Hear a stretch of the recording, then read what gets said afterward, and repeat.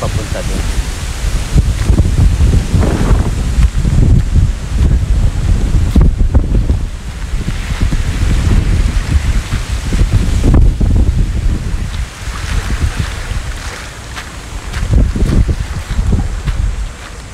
Ayun ang windmill. Yun yung kasi yung windmill. Yun ang windmill. Ayun doon. Pinuntahan namin kanina yung windmill. Hindi pala.